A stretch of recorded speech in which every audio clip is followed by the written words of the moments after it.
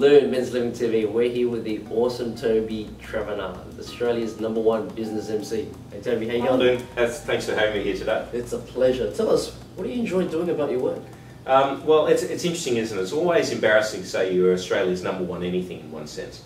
But the work that I do as a business MC, amongst other areas, means that I work in conferences as the guy who pulls everything together. When you say what do I enjoy about it, look, it's the people I meet and the work that I get to do.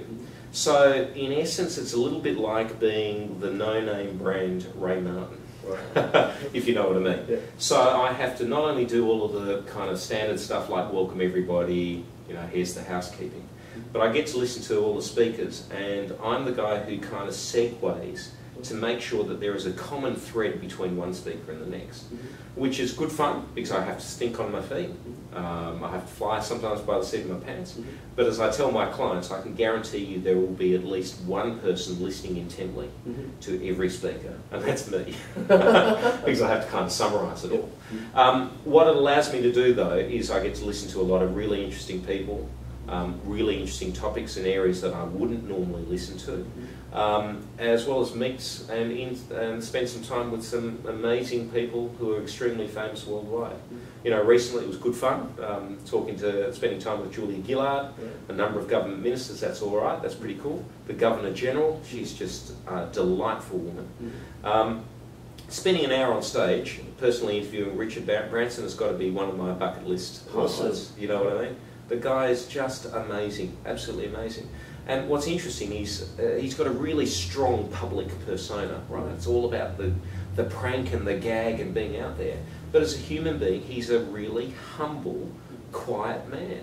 And when you delve into him, there's so much more depth underneath what he is and what he presents as being this outrageous guy. So much more underneath when you get to know him. So, you know, there's people like that. Rudy Giuliani was also recently somebody I interviewed. Well, that's when I could get 2 words in. You know, the former mayor of New York City. And being a politician who is in essence looking after a constituency which is half the size of Australia when you think of population coverage, especially during the time of 9/11. And the man's just a legend. He's an absolute legend in that environment. So, absolute delight. General Peter Cosgrove, a man with a massive amount of charisma, all the way through to people who aren't famous, who have wonderful stories. You know, hearing about what they're like and what they've developed with their lives, and being able to count as, not necessarily friends, but strong enough acquaintances that I could give them a call, is really, really gratifying in that sense. Awesome. But, you know, getting to hear some backgrounds, their stories, what it's like is, I think, hopefully makes me a more rounded individual as well, because you hear the real world in a different sense. How did you get into this line of work? I wish I could tell you there is a school for MCing. I mean, having said that, I coach people in doing that as well, but there's not.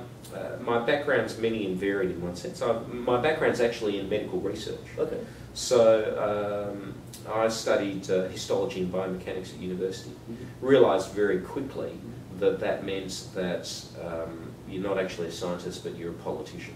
Okay. Because research is all about making sure that you're doing what the government wants you to do if you're on a government grant, playing politics and policy within your own university and all those sorts of things.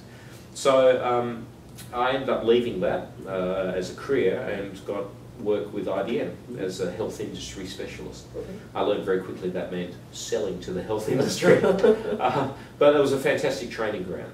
But during that, my drive and desire for work on stage started to come through. I'd spent a lot of years in stage and public speaking as a child and through university and so on as well.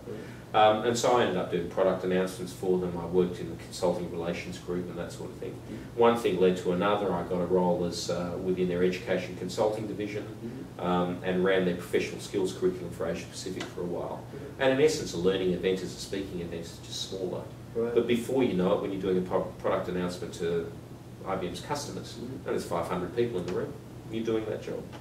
And so when I left IBM, I started a learning and development company, and a learning event becomes a larger scale event, and I'd love to say it was through great strategy, but you fall into it. Right. People hear of you, you gain a reputation, and somebody says, can you do this for us? You speak at a conference, somebody says, oh, can you MC it? Enough people hear about what you do, and before you know it, you're on the speaker circuit. Yeah.